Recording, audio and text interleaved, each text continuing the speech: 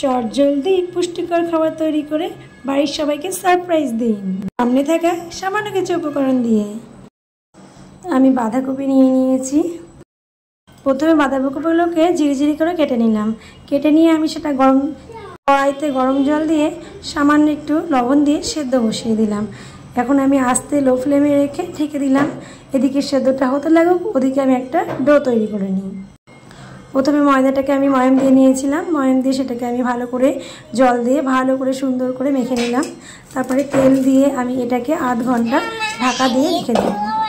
আধ ঘন্টা হয়ে গিয়েছে। এবার আমি ঢাকনা খুলে সুন্দরভাবে গোল গোল করে সুন্দর শেপ করে নিলাম। গোল গোল করে অনেকগুলো নেচি কেটে নিলাম।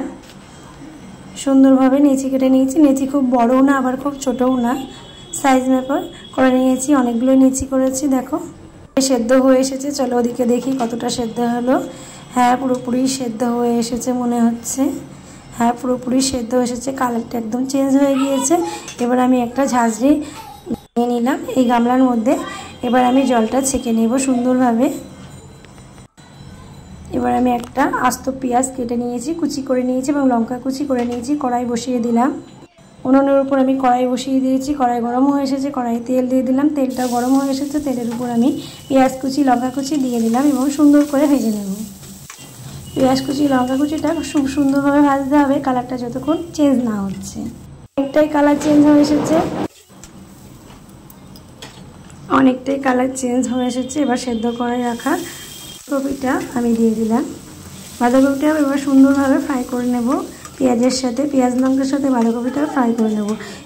এগুলো ভাজার সময় অনেকেই জিরের গুঁড়ো, ধনের গুঁড়ো, লঙ্কার গুঁড়ো দিতে পারো যারা খাও।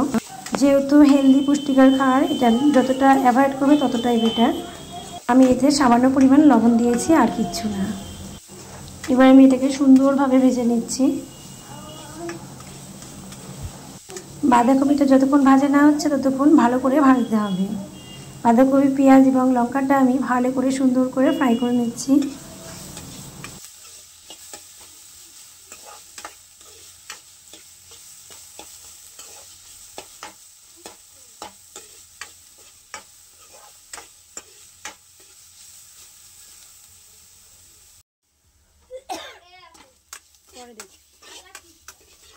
মনে হচ্ছে ভাজা হয়ে এসেছে। দেখো কালারটা একদম চেঞ্জ হয়ে গিয়েছে। ভাজা হয়ে এসেছে একদম, ভাজা কমপ্লিট। এবার আমি এর মধ্যে একটা ডিম অ্যাড করব।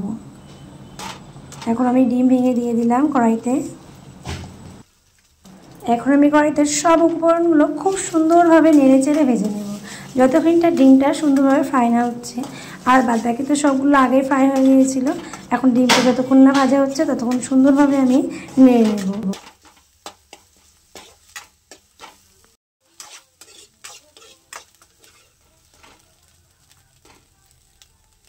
দেখে মনে হচ্ছে ভাজা হয়ে এসেছে। দেখতেই পাচ্ছ তোমরা, বোঝা যাচ্ছে একদম ভাজা কমপ্লিট। তাহলে আমি এখন এটা পুরোপুরি ভাজা একদম হয়ে গেল। আমাদের সুন্দর একটা পুর তৈরি হয়ে গেল, দেখতেই পাচ্ছ। এখন আমরা এটা নামিয়ে নেব। এদিকে সুন্দর নিচে থেকে একটা সুন্দরভাবে দিয়ে দেব বেলনি দিয়ে আমি সুন্দরভাবে বেলে একটা সুন্দর একটা শেপ তৈরি করে নিচ্ছি। গোল রাউন্ড করে প্রথমে বেলে নিলাম। এবার পুরটা মাঝখানে দিয়ে দিলাম।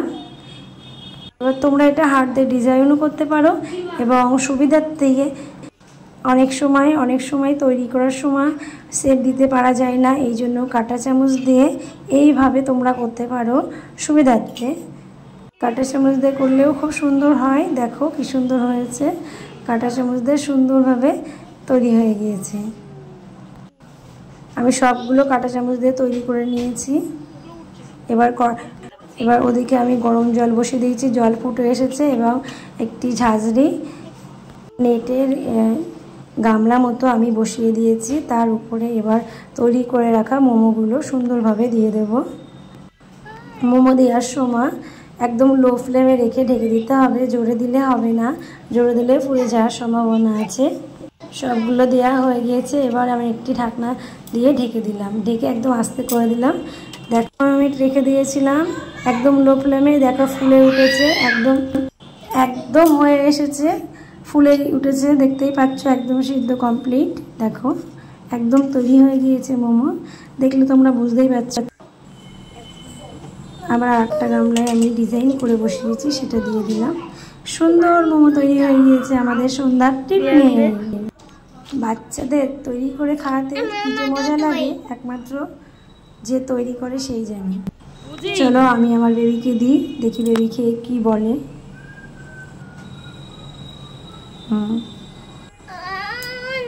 বাচ্চাদের জন্য পুষ্টি হেলদিকার খাবার তৈরি করাটাই বেটার।